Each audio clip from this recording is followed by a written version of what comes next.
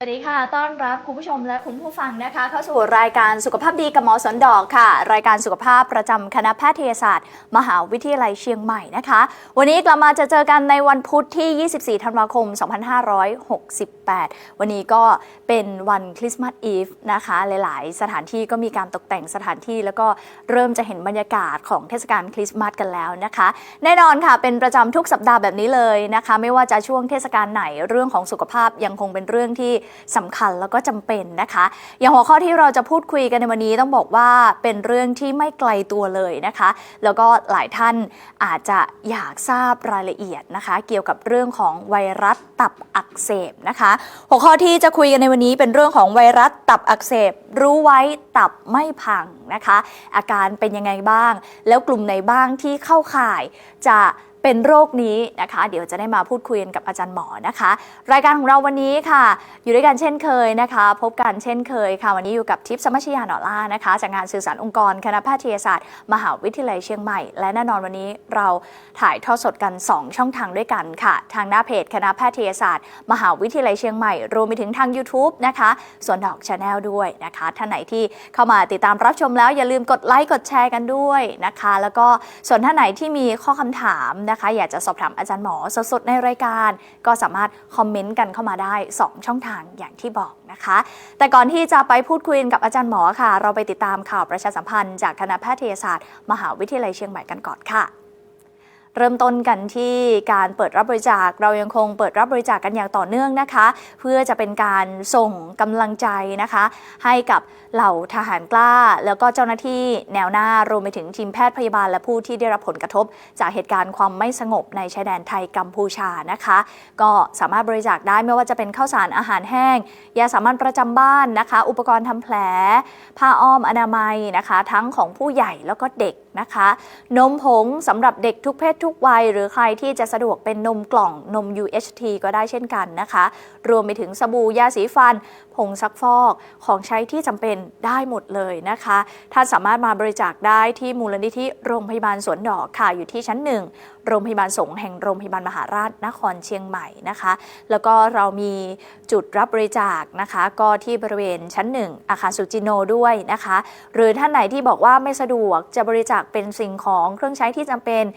สะดวกจะเป็นในส่วนของทุนทรัพย์ต่างๆนะคะเพื่อให้มูลนิธิของเราได้นำไปซื้อของที่จำเป็นหรือว่าบริจาคต่อไปนะคะก็สามารถบริจาคได้หมายเลขบัญชีนะคะขึ้นอยู่หน้าจอตอนนี้ค่ะเป็นบัญชีของมูลนิธิโรงพยาบาลสวนดอกคณะแพทยศาสตร์มหาวิทยาลัยเชียงใหม่นะคะเลขที่บัญชี 566-404844-0 นะคะหรือจะสแกน QR Code ที่ขึ้นอยู่หน้าจอตอนนี้ก็ได้เช่นเดียวกันนะคะ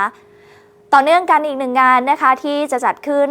ในวันศุกร์นี้นะคะศุกร์เสาร์อาทิตย์นี้นะคะสำหรับพิธีพระราชทานเพลิงศพอาจารย์ใหญ่ประจำปีการศึกษา 2568 เพื่อน้อมรำลึกถึงครูผู้ไร้ลมหายใจอุทิศร่างเพื่อเป็นตำราเล่มใหญ่ให้กับแพทย์นะคะวันศุกร์ที่ 26 ธันวาคมนี้ค่ะพิธีจะเริ่มประมาณทุ่มครึ่งนะคะที่บริเวณภาควิชากายวิภาคศาสตร์คณะแพทยศาสตร์มหาวิทยาลัยเชียงใหม่ก็จะมีพิธีทำบุญอุทิศส่วนกุศลนะคะต่อจากนั้นวันเสาร์ที่ 27 ธันวาคมค่ะตั้งแต่ช่วงเช้า 7 โมงเช้าเลยนะคะจะมีพิธีเคลื่อนขบวนนำร่างอาจารย์ใหญ่ไปยังวัดสวนดอกพระอารามหลวงค่ะแล้วก็จะมีการประกอบพิธีทางศาสนานะคะพิธีทอดผ้าไตรบังสุกุลนะคะผ้าบังสุกุลแล้วก็สุดท้ายคือพิธีพระราชทานเพลิงศพในเวลาประมาณ 15 นาฬิกาของวันที่ 27 ธันวาคมนะคะต่อจากนั้นวันอาทิตย์ที่ 18 ธันวาคมค่ะช่วงเช้าก็จะมีพิธีลอยอังคารที่บริเวณท่าน้ำปิงลานอนุสาวรีย์พระเจ้ากาวิระบริเวณด้านหน้ามทบ 33 นั่นเองนะคะในส่วนของวันเสาร์ที่ 17 ธันวาคมนะคะก็เป็น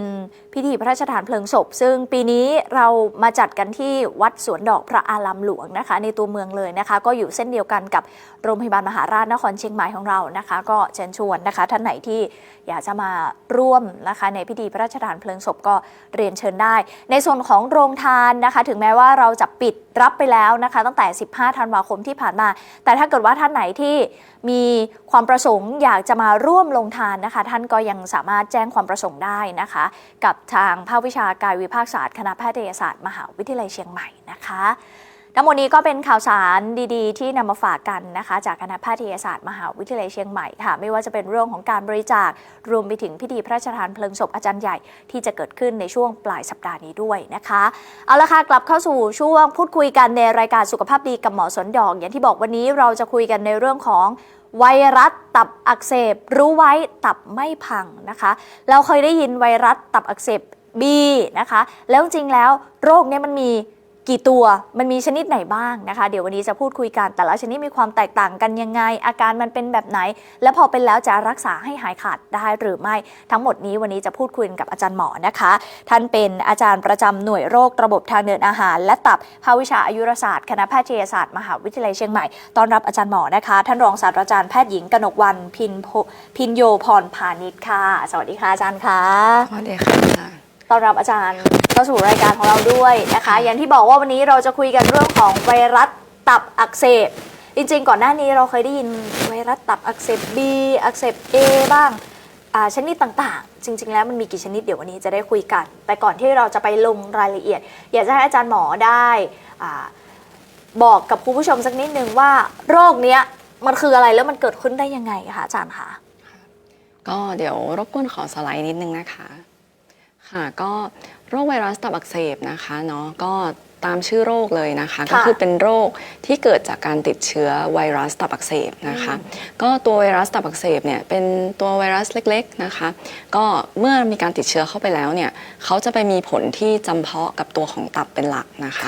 ซึ่งหลังจากที่มีการติดเชื้อตับเขาก็จะเกิดการอักเสบเกิดขึ้นซึ่งก็จะมีทั้งแบบที่เป็นเฉียบพลันแล้วก็แบบที่เรื้อรังได้ซึ่งก็จะขึ้นกับว่าติดเชื้อชนิดไหนติดเชื้อตอนอายุเท่าไหร่ค่ะค่ะ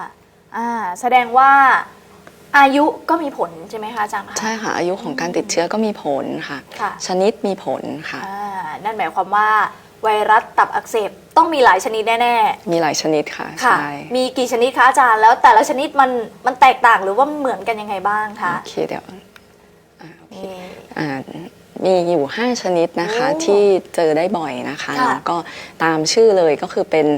ตัวอักษรภาษาอังกฤษนะคะจำง่ายๆ A B C D E นะคะอันนี้เป็นชนิดที่พบได้นะคะ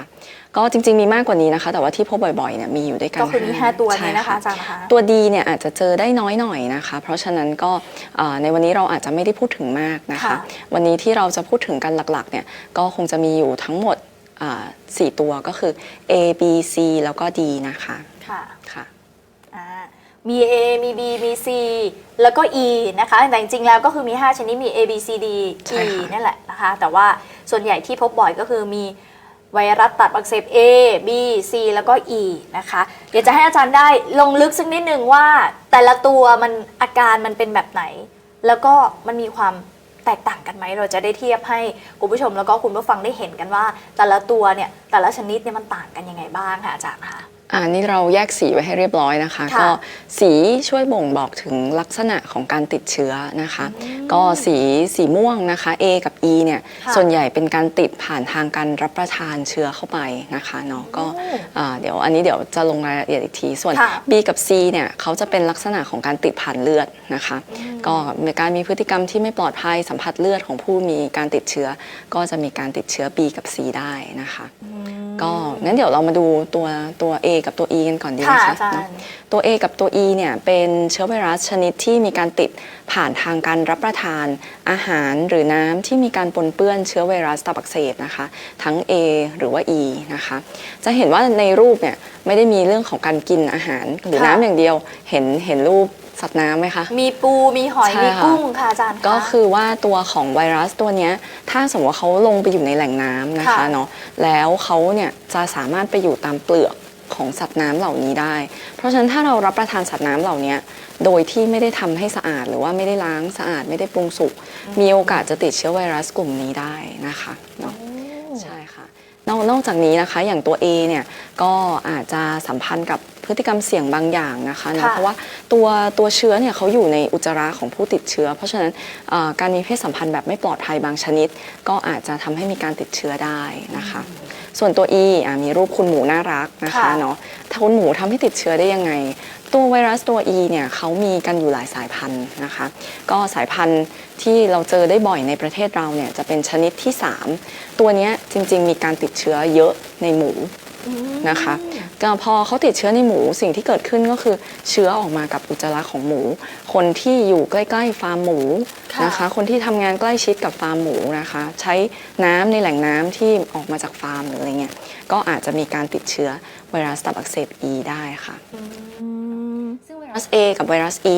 ลักษณะเด่นอีกอันหนึงก็คือว่าส่วนใหญ่เมื่อมีการติดเชื้อเข้าไปในร่างกายเนี่ยเขาจะมีการแสดงอาการออกมาเป็นแบบไวรัสตับอักเสบเฉียบพลันนะคะเดี๋ยวในรายละเอียดเดี๋ยวจะมีให้ดูต่อไปว่าเฉียบพลันเนี่ยเขาแสดงอาการออกมายังไงใช่ค่ะแล้วก็ไวรัส A กับไวรัส E ส่วนใหญ่เมื่อติดเชื้อเฉียบพลันแล้วก็มักจะหายได้เองแต่ว่าช่วงที่มีการติดเชื้อก็อาจจะอาการค่อนข้างเยอะหน่อยนะคะเนาะแต่ว่าก็หายได้เองนะคะแล้วก็เจอการติดเชื้อเรื้อรังเนี่ยไวรัส A ไม่เจอนะคะแต่ว่าไวรัส E เจอได้นะคะแต่ว่าจะเป็นกลุ่มประชากรจำเพาะก็คือกลุ่มที่ภูมิคุ้มกันต่ำนะคะเพราะฉะนั้นส่วนใหญ่คนทั่วไปติด A ติด E นะคะก็มักจะติดเชื้อแบบเฉียบพลันแล้วก็จะหายขาด หายเอง ใช่ค่ะหายเองหายขาด แต่ถ้าในกรณีที่เป็นคนที่มีอาการเยอะนิดนึงก็อาจจะต้องเข้ามารับการรักษาไหมคะ ใช่ค่ะในกรณีที่ไวรัสตับอักเสบเฉียบพลันเนี่ยบางคนก็จะเหลืองเยอะอ่อนเพลียทานไม่ได้ปัญหาที่เจอบ่อยก็คือการคลื่นไส้อาเจียนค่ะสมมุติว่าเขาคลื่นไส้อาเจียนทานไม่ได้เลยเขาขาดน้ำอย่างเงี้ยก็อาจจะต้องมาให้น้ำเกลือหรือว่าให้ยาต้านอาเจียนแล้วก็ให้การรักษาประคับประคองจนเขาค่อยๆดีขึ้นค่ะแต่ถ้าในคนที่อาการเป็นไม่เยอะก็สามารถหายเองได้ใช่ค่ะก็คือไม่มียารักษาไวรัสตัวนี้นะคะ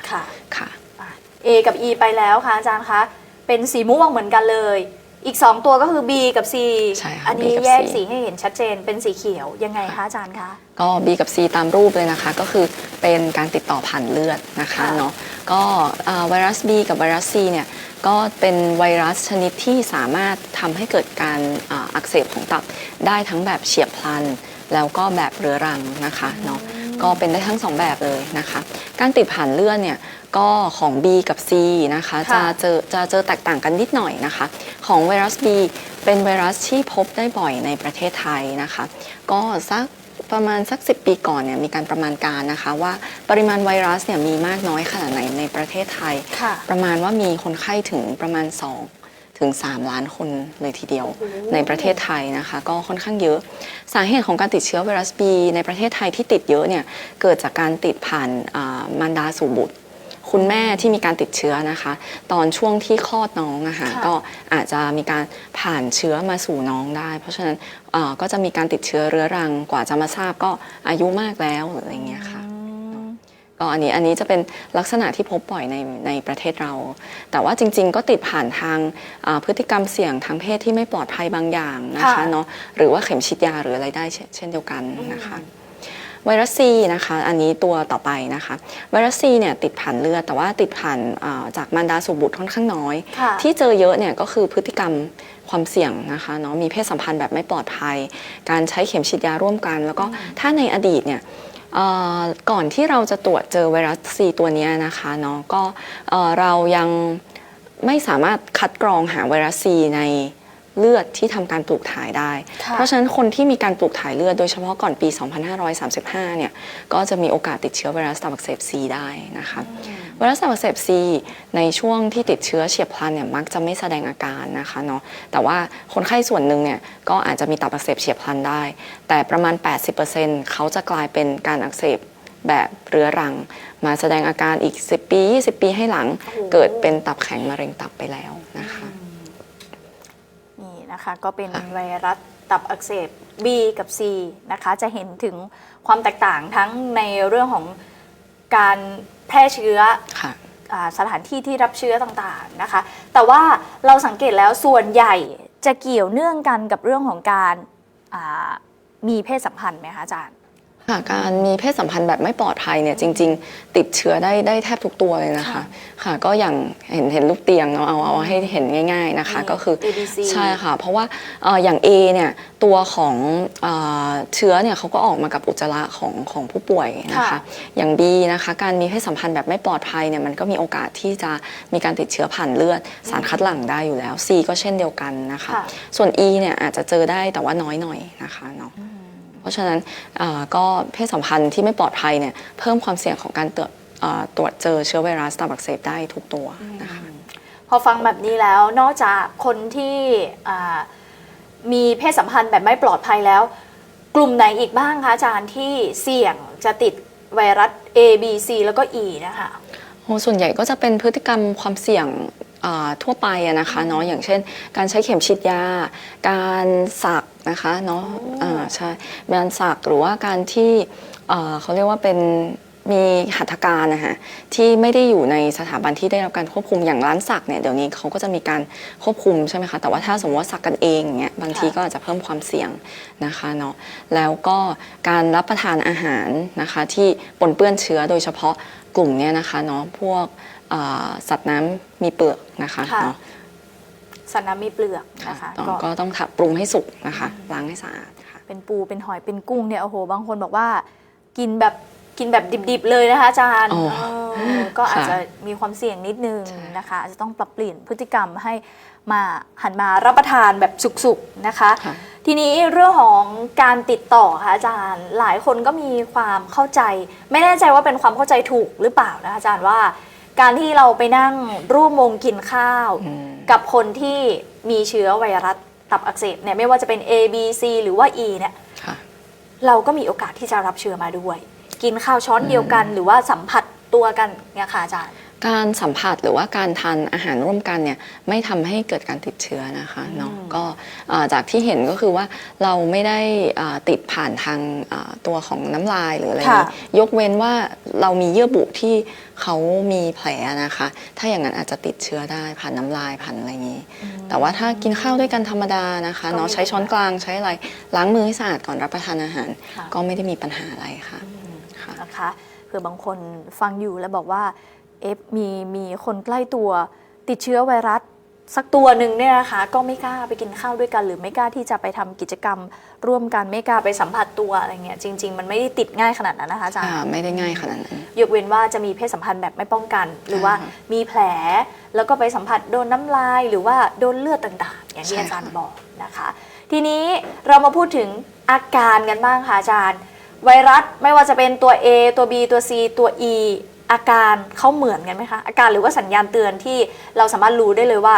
เนี่ยคืออาการของการติดเชื้อไวรัสตัวนี้ก็อาการเนี่ยก็เขาก็จะแบ่งออกเป็นแบบติดเชื้อเฉียบพลันกับติดเชื้อเรื้อรังนะคะเดี๋ยวรบกวนขอสไลด์นิดนึงนะคะอาการของโรคติดเชื้อไวรัสนะคะเนาะก็ถ้าสมมุติว่าตัวทั้งทุกตัวนะคะ A ถึง E เนี่ยเกิดเป็นลักษณะตับอักเสบเฉียบพลันได้นะคะตับอักเสบเฉียบพลันเนี่ยเกิดจากการติดเชื้อเฉียบพลันนะคะในระยะที่น้อยกว่า6 เดือนคนไข้จะมาด้วยยังไงนะคะเนาะก็คือว่ามีไข้อ่อนเพลียเบื่ออาหารขึ้นไส้นะคะมีเจ็บตับได้นะคะอยู่ที่ชายโครงขวาแล้วก็หลังจากนั้นประมาณสักอาทิตย์หนึ่งเนี่ยคนไข้มักจะเริ่มเหลืองนะคะแล้วก็การติดเชื้อเนี่ยอย่างที่ตอนช่วงต้นได้บอกไปก็คือการติดเชื้อถ้าสมมติว่าอายุน้อยๆนะคะเด็กบางคนก็อาจจะไม่ได้แสดงอาการแต่ว่าก็อาจจะนำมาแพร่เชื้อให้ที่บ้านได้อยู่นะคะเนาะก็เพราะฉะนั้นก็ถ้าสมมติว่าติดเชื้อแบบเฉียบพลันเนี่ยมักจะหายเองนะคะแล้วก็ไม่ต้องใช้ยาต้านไวรัสแต่ว่าในบางรายเนี่ยก็มีโรคที่ค่อนข้างรุนแรงได้ก็คือเจอตับวายได้เลยนะคะอาจจะไม่ได้เจอบ่อยแต่ว่าก็เป็นภาวะที่อันตรายนะคะที่เจอได้ในกรณีที่มีการติดเชื้อแบบเฉียบพลันนะคะอีกแบบหนึ่งก็จะเป็นแบบตับอักเสบเรื้อรังนะคะอันนี้คือในร่างกายเนี่ยพอเขามีการติดเชื้อเข้าไปนะคะเขาไม่สามารถกำจัดเชื้อออกจากร่างกายได้เชื้อก็อยู่ในร่างกายยาวนานมากกว่า 3-6 เดือนนะคะในกรณีอย่างนี้คนไข้จะเกิดตับอักเสบเรื้อรังภาวะที่มีการตับอักเสบเรื้อรังเนี่ยเขามักจะไม่แสดงอาการค่ะก็ถ้าสมมติว่าไปเจาะเลือดตรวจเนี่ยอาจจะมีค่าตับอักเสบที่สูงขึ้นในบางรายนะคะเนาะก็อาจจะเจอได้บางคนอาจจะรู้สึกเพลียๆมีปวดท้องขวาบนเรื้อรังอย่างนี้ก็ได้นะคะแต่อาการแสดงให้เห็นเด่นชัดเนี่ยส่วนใหญ่ไม่ค่อยมีนะคะเพราะฉะนั้นอันนี้เป็นเหตุผลที่ว่าคนไข้บางรายมาหาหมอช้ามากนะคะเนาะเพราะว่าเขาไม่ได้มีอาการให้เห็นชัดเจนกว่าที่จะมานะคะเนาะก็อาจจะเจอว่ามีภาวะแทรกซ้อนแล้วที่เจอได้ก็คือการดำเนินโรคไปเป็นตับแข็งมะเร็งตับนะคะซึ่งอาการแสดงในส่วนนี้ก็คือคนไข้อาจจะท้องโตขึ้นเริ่มมีเหลืองเนาะมีตับโตแล้วก็มีปวดท้องได้ถ้าเป็นกรณีนี้ก็คือโรคเขาเป็นค่อนข้างเยอะแล้วนะคะเชื้อไวรัสที่ทำให้เกิดตับอักเสบเรื้อรังได้เนี่ยก็จะ ตั้งแต่ B C D E ได้เลยแต่ว่าที่เจอบ่อยนะคะจะเป็นตัว B กับตัว C นะคะที่ทำให้เกิดตับอักเสบเรื้อรังแบบนี้ ซึ่งกรณีแบบนี้ต้องใช้ยารักษานะคะ เท่านั้นใช่ไหมคะ ใช่ค่ะต้องมีการดูแลรักษาอย่างต่อเนื่องนะคะแล้วก็ต้องมีการรักษาค่ะพอฟังแบบนี้แล้วอาจารย์บอกว่าจริงๆถ้าเป็นช่วงต้นเนี่ยแทบจะไม่มีอาการอะไรเลยใช่ค่ะถ้าเป็นแบบเรื้อรังนะคะจะไม่มีอาการแล้วพอมารู้ตัวอีกทีก็คือมันเป็นเยอะแล้วใช่ค่ะแบบนี้ถ้าสมมุติว่าเรามีความรู้สึกว่าเราอาจจะเข้าข่ายเราอาจจะแบบว่าน่าจะใช่แล้วล่ะเราจะตรวจได้ด้วยวิธีไหนบ้างคะอาจารย์ก่อนที่มันจะลุกลามไปจนถึงระยะท้ายๆเนี่ยค่ะปัจจุบันตรวจง่ายมากก็คือเจาะเลือดตรวจแล้วก็ทราบผลเลยค่ะก็เราตรวจได้ทั้งเป็นภูมิคุ้มกันนะคะต่อไวรัสก็คือซึ่งอาจจะบ่งบอกว่าเคยมีการติดเชื้อมาก่อนนะคะเนาะหรือในบางคนเคยฉีดวัคซีนอย่างเงี้ยเราก็สามารถตรวจได้ว่าภูมิขึ้นหรือยังแล้วก็เราสามารถส่งตรวจตัวปริมาณไวรัสที่จำเพาะกับไวรัสแต่ละตัวได้ค่ะมันมีแบบที่เทสด้วยตัวเองได้ไหมคะอาจารย์ไม่อันนี้ไม่ค่อยแน่ใจอาจจะยังไม่มีนะคะเพราะมันต้องใช้เลือดใช่ค่ะต้องใช้เลือดอาจจะต้องใช้ปริมาณเลือดเยอะนิดนึงแต่ก็ต้องดูว่าตัวเองมีความเสี่ยงจริงๆอย่างบางคนแค่รู้สึกว่าตัวเองอาจจะเป็นก็เดินเข้ามาแล้วบอกหมอว่าอยากจะเจาะเลือดแบบนี้ก็ไม่ได้อาจจะต้องมาดูเรื่องของความเสี่ยงต่างๆเรื่องของพันธุกรรมอย่างบางชนิดที่อาจารย์หมอบอกเมื่อสักครู่นี้ว่ามันจะมีบางชนิดที่สามารถส่งต่อจากแม่สู่ลูกได้นะคะเพราะฉะนั้นถ้าเกิดว่า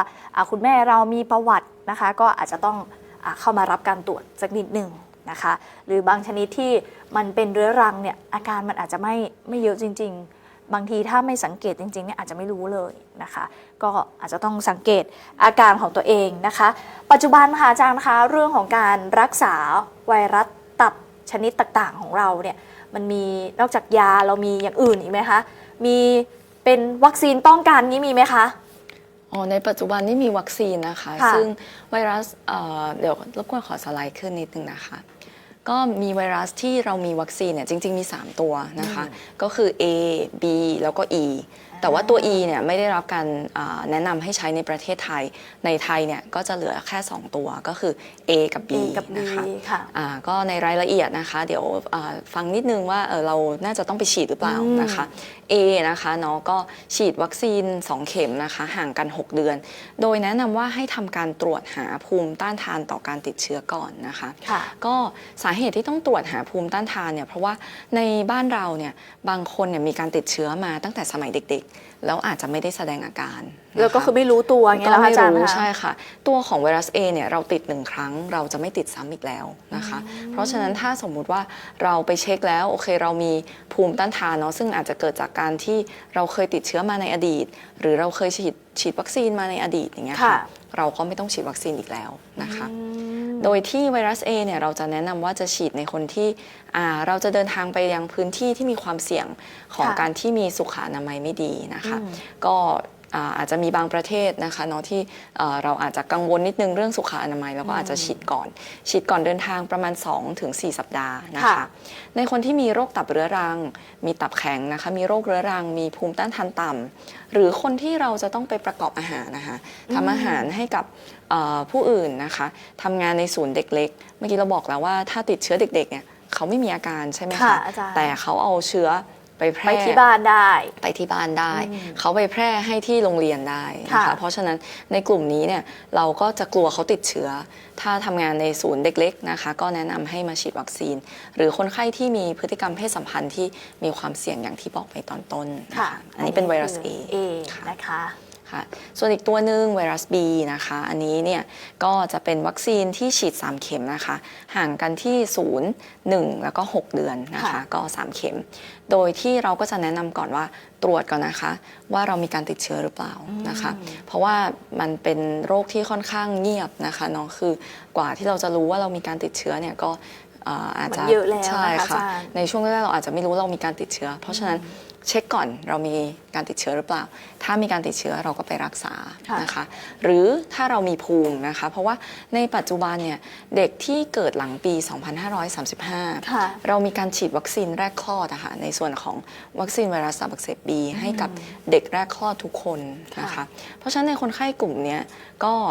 มีโอกาสที่จะได้วัคซีนตั้งแต่เด็กๆละถ้าเรามีภูมิอยู่แล้ว เราก็ไม่ต้องฉีดวัคซีนอีกแล้ว ค่ะ นะคะเพราะฉะนั้นก็เช็ค2 อย่างนะคะติดเชื้อหรือเปล่า มีภูมิหรือยังนะคะถ้าไม่ติดเชื้อไม่มีภูมิก็ฉีดวัคซีน3 เข็มนะคะ ค่ะ แนะนำให้ฉีดในใครบ้างนะคะก็จะมีคนที่มีพฤติกรรมเพศสัมพันธ์เสี่ยงนะคะบุคลากรทางการแพทย์นะคะอันนี้เขาต้องสัมผัสเลือดสัมผัสสารคัดหลั่งเยอะคนไข้โรคตับโรคไตเรื้อรัง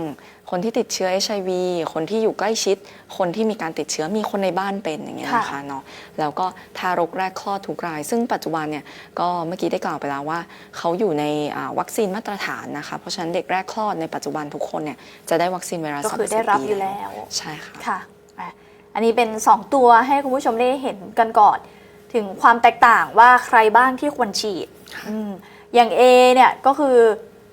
ส่วนใหญ่จะแนะนำผู้ที่จะเดินทางไปประเทศที่มีความเสี่ยงนะคะอาจารย์ก็คือบางคนบอกว่าเอ๊ะแล้วเราจะรู้ได้ยังไงว่า เราไปประเทศเนี้ยมันเสี่ยงหรือเปล่า จริงๆก่อนที่เราจะเดินทางเราก็จะได้รับคำแนะนำจากคุณหมออยู่แล้วใช่ไหมคะว่าวัคซีนตัวไหนบ้างที่เราควรจะฉีด เพราะฉะนั้นไม่ต้องเป็นกังวลไปนะคะ รวมไปถึงผู้ที่ประกอบอาหารต่างๆอย่างที่อาจารย์หมอบอกเมื่อสักครู่นี้ ส่วน B เนี่ยต้องบอกว่าเราได้ยินบ่อยมากนะคะอาจารย์สำหรับไวรัสตับอักเสบ B แล้วก็ก่อนหน้าเนี่ยก็มีเรื่องของการให้ความรู้ออกไปว่าคนที่เกิดเกิดก่อนปี 2535 เราจะไม่ได้รับวัคซีนที่เป็นวัคซีนพื้นฐานอย่างปัจจุบันถูกไหมคะ ค่ะก็คนที่เกิดก่อนปี 2535 เนี่ยพอไม่ได้รับวัคซีนนะคะเนาะเราก็จะพบว่าเรทของการติดเชื้อเนี่ยค่อนข้างสูงอยู่ที่ประมาณ 5%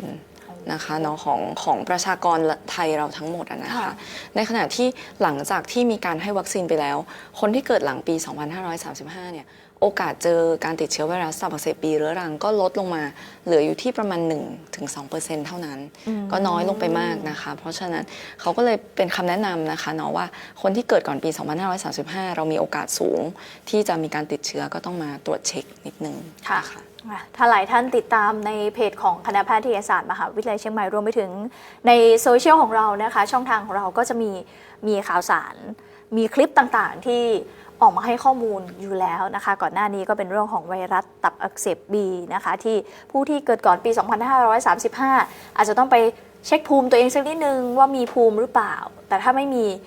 เราสามารถไปฉีดได้เลยไหมคะอาจารย์หรือว่าต้องเสียตังค์เองตัวของไวรัสนี้ถ้าฉีดในผู้ใหญ่เนี่ยไม่สามารถเบิกจ่ายได้นะคะใช่ค่ะทั้ง A ทั้ง B เนี่ยก็จริงๆมันเป็นวัคซีนที่อาจจะต้องชำระเงินอาจจะเลยวัยเรามาแล้วไงนะคะอาจารย์ใช่ค่ะแต่ว่าก็แนะนำว่าให้เช็คภูมินะคะและเช็คการติดเชื้อก่อนเสมอนะคะก่อนที่จะเข้ารับการฉีดค่ะค่ะนี่เป็นเรื่องของวัคซีน A กับ B มีอีก1ตัวใช่ไหมคะอาจารย์คะมีE อีกตัวหนึ่งแต่ว่าจริงๆเป็นวัคซีนที่ใช้เฉพาะในประเทศจีนค่ะก็ตอนนี้เนี่ยในไทยยังไม่ได้รับการapprove ให้ใช้นะคะค่ะส่วนใหญ่ไทยก็จะมี2ตัวนี้ก็คือ A กับ B นะคะทีนี้หลายคนอาจจะมีคำถามว่าแล้วพอเราไม่ได้ฉีดสมมุติว่าเราไปตรวจภูมิมาแล้วไม่มีภูมิเลยแล้วไม่ได้ฉีดแล้วอยู่มาวันหนึ่งติดเชื้อขึ้นมามันจะนำไปสู่การเป็นโรคตับแข็งได้อันนี้จริงไหมคะอาจารย์ก็ในบางตัวนะคะไวรัสที่มีการทำให้เกิดการติดเชื้อแบบเรื้อรังได้ค่ะเนาะก็ถ้าการติดเชื้อเรื้อรังเนี่ยเขาตามชื่อเลยนะคะก็คือมีการเกิดตับอักเสบเรื้อรังการเกิดภาวะตับอักเสบเรื้อรังเนี่ยเขาก็จะส่งผลทำให้ตัวค่าการทำงานตับสูงอยู่ตลอดนะคะตับก็ถูกทำลายผลก็เลยมีการทำให้เกิดพังผืดตับตามมาพังผืดตับที่มากขึ้นเข้าไปนะคะก็จะทำให้เกิดภาวะตับแข็งภาวะตับแข็งก็จะส่งผลทำให้เกิดการเกิดตัวของมะเร็งตับในอนาคตได้นะคะแล้วก็ที่สำคัญอย่างการติดเชื้อไวรัสตับอักเสบบีเนี่ยบางกรณีเนี่ยอาจจะไม่มีตับแข็งแต่มีมะเร็งตับก็ได้เพราะว่าตัวเชื้อของไวรัสเขาเนี่ยเขาเข้าไปเหมือนกับไป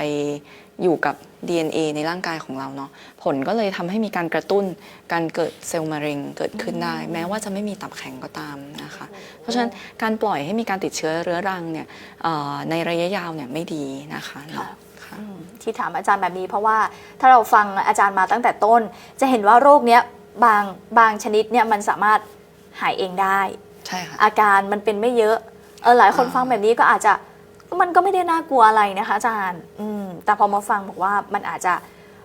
ต่อเนื่องไปเชื่อมโยงไปจนถึงการเป็นมะเร็งตับได้อันนี้เริ่มน่ากลัวแล้วนะคะเพราะฉะนั้นท่านไหนที่บอกว่าตัวเองอยู่ในกลุ่มเสี่ยงหรือว่าทำงานในสถานประกอบการที่ควรจะได้รับวัคซีนเนี่ยอาจจะต้องไปตรวจหาภูมิแล้วก็ไปรับวัคซีนสักนิดนึงเพื่อความปลอดภัยต่อตัวเราแล้วก็ต่อผู้อื่นด้วยนะคะทีนี้อาจารย์คะการรักษาของเราไวรัสตับอักเสบทุกๆชนิดที่เราพูดคุยกันมามันสามารถรักษาให้หายขาดเลยได้ไหมคะก็จริงๆแล้วเนี่ยมันขึ้นกับหลายอย่างนะคะเนาะก็เอาขออนุญาตแยกเป็นกลุ่มที่มีการติดเชื้อเฉียบพลันก่อน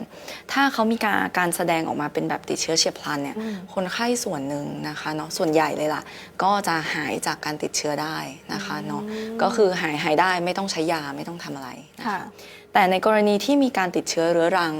นะคะเนาะอาจจะต้องใช้ยาช่วยนิดนึงนะคะไวรัสที่ติดเชื้อเรื้อรังที่เมื่อกี้เราคุยกันหลักๆก็คือตัว B กับตัว C ถูกไหมคะเอาตัว C ก่อนตัว C เนี่ยใช้ยารับประทานนะคะเนาะปัจจุบันมีการคิดค้นยาในการรักษาดีมากนะคะทานประมาณสัก3เดือนหายขาดประมาณ90กว่า%เกิน 95%นะคะ C เนี่ยหายขาดแต่ปัญหาของเขาก็คือเขาติดเชื้อซ้ำได้นะคะเนาะเพราะฉะนั้นหลังจากที่หายแล้วก็ต้องระมัดระวังอย่าให้ไปมีพฤติกรรมเสี่ยงจะได้ไม่ติดเชื้อมาใหม่ค่ะส่วนตัว B นะคะเป็นตัวที่รักษายากนะคะเนาะรักษายากคำว่ายากก็คือว่าตัวเขาเนี่ยไม่มีการหายขาดอย่างแท้จริงนะคะถ้าเมื่อไหร่ก็ตามมีการติดเชื้อเข้าไปเนี่ย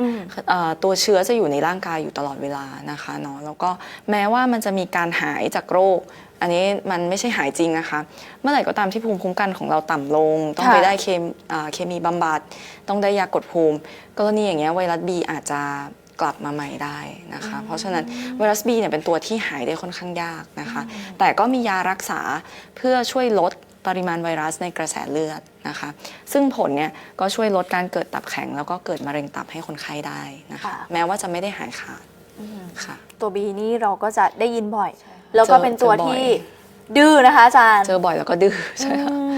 ะเพราะฉะนั้นก็ยังต้องเน้นย้ำให้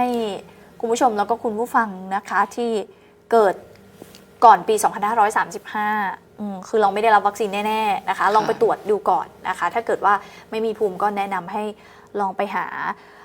สถานพยาบาลที่มีวัคซีนตัวนี้แล้วก็ฉีดเพื่อเป็นการป้องกันจริงๆแล้วคำว่าป้องกันเนี่ยหลายคนบอกว่าพอเราฉีดแล้วเราจะไม่เป็นใช่ไหม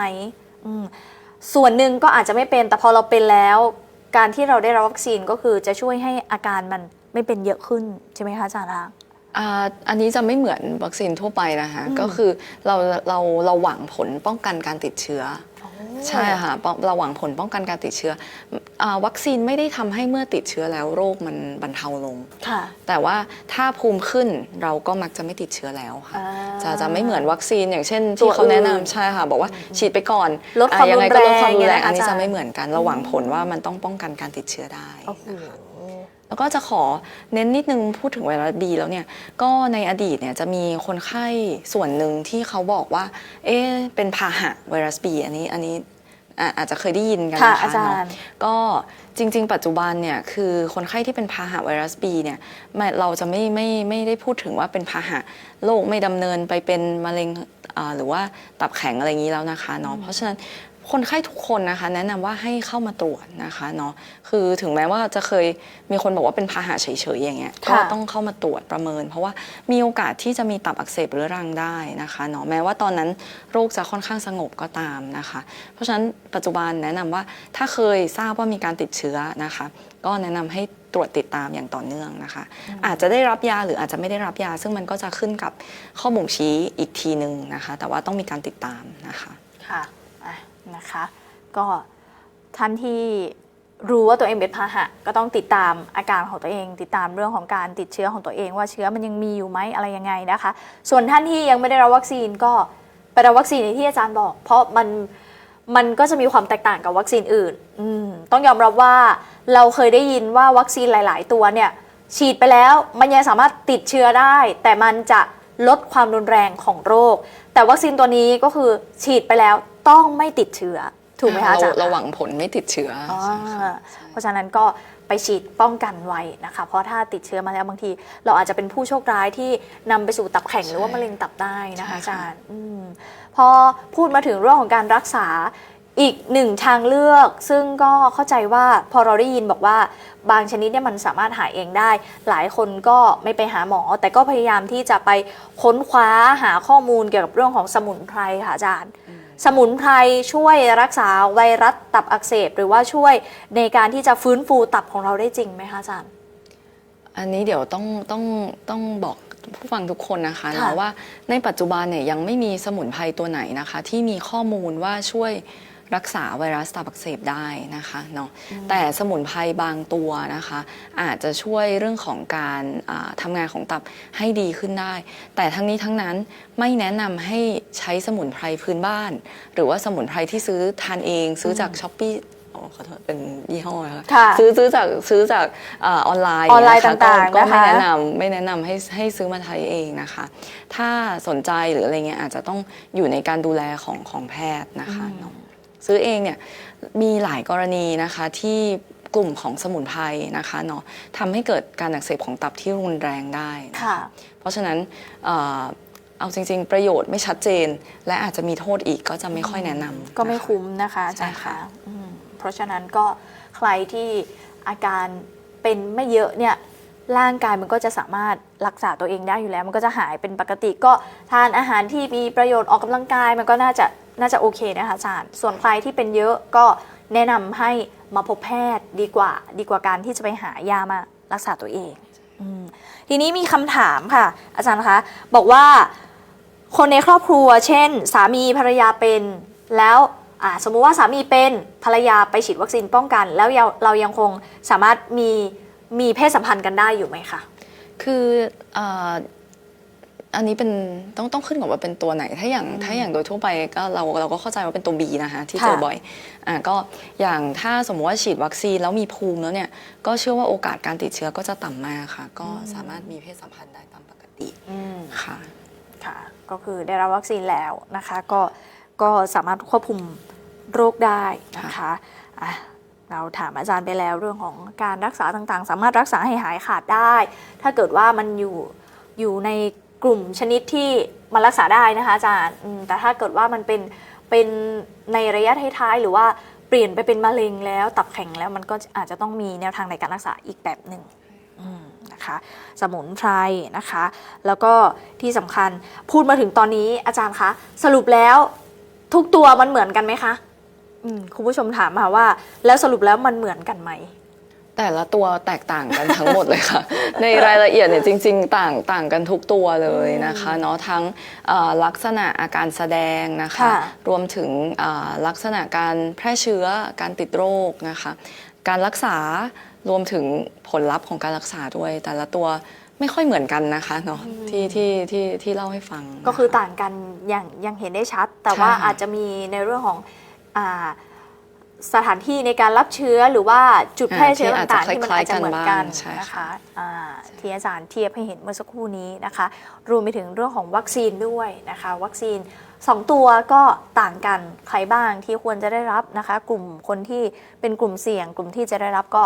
ค่อนข้างจะแตกต่างกันนะคะก็เป็นรายละเอียดในเรื่องของการรักษานะคะคุณผู้ชมคุณผู้ฟังท่านไหนที่รับชมอยู่ไม่ว่าจะเป็นทางหน้าเพจคณะแพทยศาสตร์มหาวิทยาลัยเชียงใหม่รวมไปถึงทาง YouTube ส่วนเรา Channel นะคะตอนนี้ถ้าเกิดว่ามีคำถามนะคะหรือว่าท่านไหนที่เคยมีประสบการณ์นะคะอยากจะแชร์ประสบการณ์ก็ยินดีมากๆเลยนะคะสามารถพิมพ์คอมเมนต์กันเข้ามาได้พูดคุยเข้ามาได้นะคะตอนนี้ก็มีหลายท่านที่รับชมอยู่นะคะอาจจะส่งสติกเกอร์มารายงานตัวสักนิดนึงนะคะให้อาจารย์รู้ว่าวันนี้มีคุณผู้ชมหลายท่านที่สนใจแล้วก็มีคำถามมานะคะ2 ช่องทางด้วยกันนะคะเรื่องของไวรัสตับอักเสบรู้ไว้ตับไม่พังนะคะ เรื่องของสมุนไพรไปแล้วนะคะอาจารย์คะวิตามินล่ะคะสมมุติว่าเรายังไม่เป็นเราสามารถทานวิตามินเพื่อป้องกันไว้ก่อนได้ไหมคะเหมือนคล้ายๆกันเลยค่ะ วิตามินก็คล้ายๆกับสมุนไพรเลยไม่มีข้อมูลนะคะว่าช่วยในขณะที่วิตามินบางตัวเนี่ยอาจจะต้องระมัดระวังการรับประทาน เพราะว่าเพิ่มความเสี่ยงของการเพิ่มพังผืดในตับ อย่างเช่นเหล็กนะคะเนาะวิตามินซีอย่างเงี้ยค่ะจริงๆอาจจะเหมือนกับคล้ายๆกันเลยค่ะอาจจะไม่ค่อยแนะนำเท่าไหร่นะคะเนาะค่ะคือมันเป็นโรคติดเชื้อนะคะเนาะเพราะฉะนั้นโดยทั่วไปการรักษาหลักเนี่ยคงเป็นการใช้ยาเพื่อต้านการติดเชื้อมากกว่านะคะเนาะเพื่อรักษาไวรัสโดยตรงค่ะหลายคนก็จะต้องยอมรับว่าปัจจุบันนี้มัน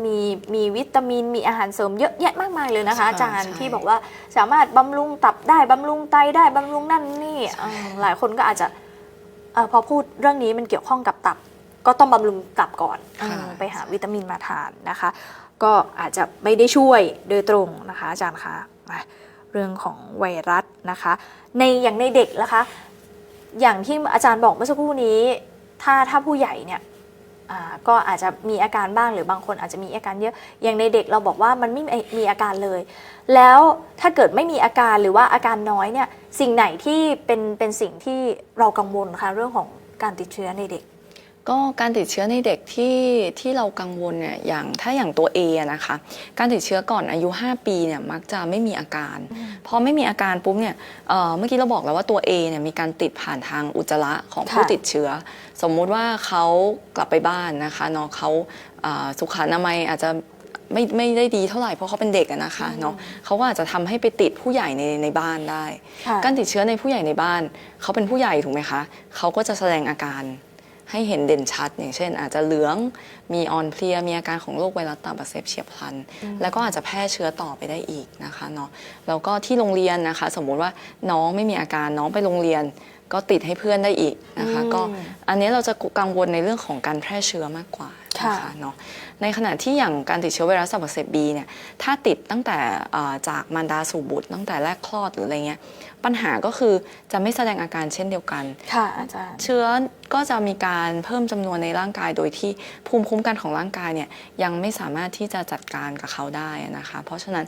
ผลของการติดเชื้อก็คือเขาก็จะติดเชื้อเรื้อรังมาเรื่อยๆจนเป็นผู้ใหญ่เข้าสู่วัยผู้ใหญ่ แล้วก็อาจจะมาแสดงอาการตอนที่เป็นผู้ใหญ่แล้วค่ะส่วน C D E นี่ไม่ค่อยติดในเด็กค่ะเจอน้อยนะคะ E นี่อาจจะติดในเด็กได้อยู่บ้างแต่ว่าก็จะคล้ายๆ A ค่ะค่ะก็เด็กอาจจะมีภูมิคุ้มกันแล้วเนื่องจากว่าได้รับวัคซีนมาตั้งแต่แรกคลอดนะคะแต่ว่าสิ่งที่เราเป็นกังวลก็คือการนำเชื้อเนี่ยไปที่บ้านถ้าเขาฉีดวัคซีนเขาก็จะไม่ติดเชื้อค่ะก็คือเพราะฉะนั้นเราก็เลยแนะนำเน้นย้ำเรื่องของการฉีดวัคซีนอย่างเช่น A เนี่ยก็แนะนำในเด็กนะคะแต่ว่าเป็นวัคซีนทางเลือกนะคะ A ก็จะมีการฉีดที่เด็กอายุน้อยๆเหมือนกันส่วน B เนี่ยก็อย่างที่บอกก็คืออันนี้ฉีดตั้งแต่แรกคลอดเลยนะคะในปัจจุบันของไทยเนี่ย B ฉีดแน่ๆแต่ A จะเป็นแบบแนวทางเลือกค่ะแนวทางเลือกก็คือเสียตังค์เองนะคะเสียเงินเองค่ะใช่เพราะฉะนั้นก็ถ้าติด B ไปก็โชคดีไปก็ไม่ติดอยู่แล้วแต่ถ้า A เนี่ยอาจจะต้องมาดูอีกทีว่าติดไปหรือยังสมมติยังไม่ทันฉีดวัคซีนแต่ว่าน้องติดไปก่อนน้องก็อาจจะแพร่ให้คนในบ้านได้เหมือนกันเหมือนช่วงที่เราสู้กับโควิดนะคะอาจารย์บางทีเราอาจจะรับเชื้อมาแต่เราไม่เป็นอะไรแต่พอเราเอาไปกระจายให้คนที่บ้านดันเป็นเยอะเนี่ยนะคะใช่คล้ายๆกันเลยก็คล้ายๆกันนะคะกับโควิด -19 นะคะก็เป็นเรื่องของการแพร่เชื้อต่างๆนะคะให้อาจารย์เล่าให้เราฟังสักนิดหนึ่งดีกว่าค่ะอาจารย์ในฐานะที่อาจารย์เป็นคุณหมอในด้านนี้อาจจะยกตัวอย่างเคสให้เราฟังสักนิดหนึ่งว่ามีเคสไหนที่แบบว่าเป็นเคสที่ยากหรือเคสที่แปลกๆสำหรับโรคนี้ไหมคะอาจารย์คะที่เจอมาแปลกหมายถึงแนวไหนนะคะเป็นการติดเชื้อที่แบบว่า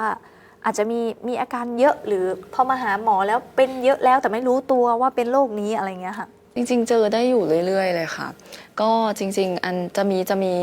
กรณีหนึ่งที่ค่อนข้างจำเพาะก็คือว่าอย่างไวรัสตับอักเสบซีนะคะเคยเจอคนไข้ที่จริงๆแล้วเขารักษาหายขาดจากโรคแล้วนะคะแต่ว่าเขาไม่ได้มาติดตามหลังจากที่เขาหายขาดคือไวรัสซีเนี่ยเมื่อกี้เราบอกแล้วว่าหายขาดนะคะเนาะแต่ว่าบางกรณี ถ้าเขามีการติดเชื้อจนเขาเกิดตับแข็งเกิดพังผืดในตับเกิดขึ้นไวรัสซีที่หายไปแล้วเนี่ยมันไม่ได้ทำให้ตับเนี่ยกลับมาไม่มีพังผืดเหมือนเดิมผลที่เกิดขึ้นก็คือสมมุติเขาไม่ได้มาติดตามต่อเนื่องหลังจากนั้นนะคะก็เกิดเป็นมะเร็งตับเกิดขึ้นมาทีหลังได้ก็สัก 4-5 ปีเนี่ยเขาก็กลับมาตรวจด้วยเรื่องของแบบปวดท้องก็เจอว่ามีมะเร็งตับทั้งที่จริงๆแล้วเนี่ยสมมุติว่าถ้าในช่วงที่เขารักษาจากไวรัสซีหายเรียบร้อยเราทราบว่าเขามีพังผืดตับพอสมควรอย่างเงี้ยเนาะค่ะเราก็จะต้องมีการตรวจคัดกรองมะเร็งเป็นระยะด้วยการอัลตราซาวด์แต่ว่าอย่างเคสบางเคสอย่างเงี้ยคนไข้ก็อาจจะไม่ทราบหรือว่าหมอไม่ได้แนะนำสุดท้ายมาแสดงอาการแม้ว่าไวรัสจะหายไปแล้วก็ตามนะคะอันนี้ก็เป็นลักษณะที่เจอได้เหมือนกันนะคะแต่ว่าก็ไม่ได้เจอบ่อยถ้ามีการติดเชื้อก็แนะนำว่าให้มีการปรึกษาแพทย์นะคะเป็นกรณีไปว่าหลังนี้ต้องมาติดตามอีกไหมหรืออะไรยังไงนะคะของเรานี่ส่วนใหญ่เป็น B ใช่ไหมคะอาจารย์ที่เจอได้บ่อยถ้าใน practice นี่จะเจอ B บ่อยค่ะ B บ่อยนี่บ่อยแค่ไหนคะอาจารย์คะเดือนหนึ่งประมาณกี่รายอะไรเงี้ยค่ะโอ้จริงๆเคยเปิดข้อมูลของโรงพยาบาลมหาราชเนี่ยคนไข้มาตรวจด้วยไวรัสตับอักเสบ B เกือบ1,000 วิสิตต่อเดือนเลยนะคะก็คือค่อนข้างเยอะเลยมากพอสมควรเลยค่ะหลักพันเลยนะหลักพันก็คือมาแบบผู้ป่วยนอกนะคะประมาณ1,000 ครั้งต่อเดือนค่ะก็ค่อนข้างเยอะค่ะถ้าหลักพันนี้ก็เยอะเหมือนกันนะคะอาจารย์คะมีไหมคะที่ผู้ป่วยติดเชื้อซ้ำๆกันหลายๆตัวพร้อมกันหลายๆตัวอย่างเงี้ยค่ะอาจารย์เป็นไปได้ไหมคะเป็นไปได้ค่ะเพราะว่าไวรัสเขาเป็นคนละตัวกันมันไม่เหมือนกันเลยใช่ไหมคะเพราะฉะนั้นในบางกรณีคนไข้มีไวรัส B อยู่แล้วนะคะเนาะเกิดติดเชื้อไวรัส A แทรกซ้อนขึ้นมาก็ได้ซึ่งภาวะเหล่านี้อันตรายนะคะเนาะทำไมมันถึงอันตรายเพราะว่าไวรัส B เนี่ยเขาทำให้ตับเนี่ยอักเสบเรื้อรังอยู่แล้วก็ในระยะยาวตับเขาก็จะเริ่มมีพังผืดมีปัญหาอยู่บ้างนะคะการติดเชื้อที่ทำให้เกิดตับอักเสบเฉียบพลันซ้อนเข้าไปอีกผลก็เลยทำให้อาจจะเกิดภาวะตับวายเกิดขึ้นได้เลยนะคะเพราะฉะนั้นก็ในคนที่เป็นโรคตับเรื้อรังนะคะเราก็เลยแนะนำให้ฉีดวัคซีนทั้ง A ทั้ง B นะคะเนาะว่าเพราะเราไม่อยากให้ติดเชื้อแทรกซ้อนเข้ามาแล้วก็เกิดภาวะตับวายหรือว่าตับที่มันค่อนข้างรุนแรงนะคะค่ะสิ่งไหนบ้างคะอาจารย์ที่เป็นตัวกระตุ้นให้พอเราติดเชื้อไปแล้วมันไปกระตุ้นให้อาการมันเป็นเยอะขึ้นอย่างโรคอื่นเนี่ยเขาบอกว่าต้องงดแอลกอฮอล์ต้องไม่สูบบุหรี่อย่างการติดเชื้อไวรัสนี่เหมือนกันไหมคะอาจารย์คะมันจะแตกต่างกันไปในไวรัสแต่ละตัวขออนุญาตเอาเป็นยกตัวอย่างก่อนนะคะอย่างเช่นไวรัสตับอักเสบ E เนี่ยถ้าติดเชื้อในหญิงตั้งครรภ์ก็จะรุนแรงมากนะคะเพราะฉะนั้นสมมุติว่าถ้าสมมุติติดเชื้อในคนทั่วไปอาจจะไม่ได้รุนแรงเท่าไหร่แต่หญิงตั้งครรภ์ส่วนใหญ่มักจะรุนแรงเพราะฉะนั้นอันนี้ก็ขอเน้นย้ำเรื่องของการรับประทานอาหารที่สะอาดสุขในคนตั้งครรภ์ทุกคนเพราะว่าตัวไวรัส E นี่ก็ติดในหญิงตั้งครรภ์ก็จะอันตรายค่ะพอเป็นคุณแม่ก็มีลูกอยู่ในท้องอีกนะคะอาจารย์ก็จะอันตรายด้วยนะคะก็ถือว่าเป็นอีกหนึ่งกลุ่มเสี่ยงด้วยนะคะท้ายสุดวันนี้ค่ะคุณผู้ชมน่าจะไม่มีคำถามแล้วค่ะอาจารย์คะน่าจะครอบคลุมแล้วสำหรับเรื่องของไวรัสตับอักเสบนะคะสุดท้ายอยากจะให้อาจารย์ได้ฝากคำแนะนำแล้วกันค่ะถึงวิธีป้องกันโรคนี้ป้องกันได้ไหมป้องกันได้ด้วยวิธีไหนบ้างแล้วรวมไปถึงใครที่บอกว่าเป็นกังวลว่าตัวเองจะติดเชื้อหรือเปล่าเพราะมีคนใกล้ชิดติดเชื้อเนี่ยนะคะเราจะทำยังไงได้บ้างนะคะก็ให้อาจารย์ฝากทิ้งท้ายแล้วกันค่ะก็ขออนุญาตทิ้งท้ายไว้ที่สไลด์นี้รบกวนขอสไลด์ขึ้นนิดนึงนะคะก็ในวันนี้นะคะถ้าจำอะไรไม่ได้ขอให้จำสไลด์นี้ไว้นะคะก็คือการป้องกันการติดเชื้อไวรัสตับอักเสบนะคะเนาะก็มีเรื่องของการพฤติกรรมการรับประทานอาหารที่สะอาดนะคะปรุงสุกล้างมือก่อนหลังทานอาหารแล้วก็ประกอบอาหารในส่วนนี้ก็จะช่วยป้องกันการติดเชื้อที่มากับอาหารได้นะคะเนาะที่อาหารที่ควรจะต้องระมัดระวังเลยก็คือหมูนะคะเมื่อกี้ถ้าจำได้มีหมูใช่ไหมคะอาหารทะเลที่เขามีเปลือกใช่ไหมคะเนาะกลุ่มนี้ก็ต้องระมัดระวังอยากให้ทานสุกปรุงสุกนะคะเนาะแล้วก็ล้างให้สะอาดก่อนรับประทานนะคะอันที่สองนะคะในกลุ่มเรื่องของการลดการติดเชื้อก็จะเป็นเรื่องของการลดพฤติกรรมเสี่ยง นะคะที่มีการติดเชื้อจากเลือดนะคะมีเพศสัมพันธ์อย่างปลอดภัยก็ใช้เป็น barrier นะคะเนาะแล้วก็แนะนำว่าให้ฉีดวัคซีนป้องกันไวรัสตับอักเสบ A และ B ในคนที่มีความเสี่ยงของการติดเชื้อสูงนะคะค่ะอันนี้ก็เป็น 4 แนวทางที่เราจะใช้ในการป้องกันการติดเชื้อไวรัสตับอักเสบไม่ว่าจะเป็น A B C D E ต่างๆนะคะอาจารย์ก็ปฏิบัติตามนี้ก็ช่วยป้องกันได้ทุกตัวแล้วค่ะก็ไปเป็นแนวทางนะคะแต่ถ้าใครที่บอกว่าไม่สบายใจก็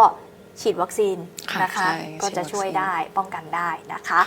วันนี้เราพูดคุยกันเรื่องของไวรัสตับอักเสบรู้ไว้ตับไม่พังนะคะก็ได้ฟังไปพร้อมๆกันได้รู้ไปพร้อมๆกันถึง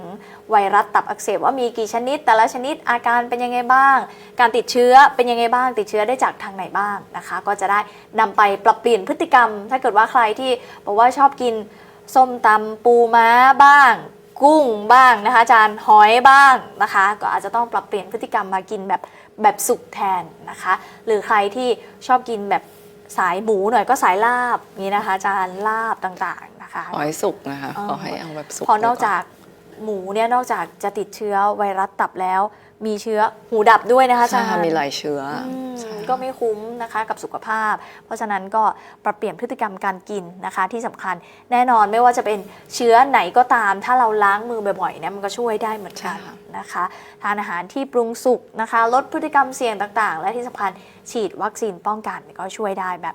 100% นะคะวันนี้ขอบพระคุณมากๆเลยนะคะอาจารย์หมอที่ได้มาพูดคุยกับเรานะคะท่านรองศาสตราจารย์แพทย์หญิงกนกวรรณพินโยพรพานิชนะคะท่านเป็นอาจารย์ประจำหน่วยโรคระบบทางเดินอาหารและตับภาควิชาอายุรศาสตร์คณะแพทยศาสตร์มหาวิทยาลัยเชียงใหม่ขอบพระคุณอาจารย์มากๆนะคะและแน่นอนค่ะวันนี้ถ้าเกิดท่านไหนรับชมสดๆไม่ทันนะคะท่านสามารถกลับมารับชมย้อนหลังได้ผ่านทางหน้าเพจรวมไปถึงทาง YouTube สดดอก Channel นะคะและรายการของเราวันนี้นะคะก็จะไป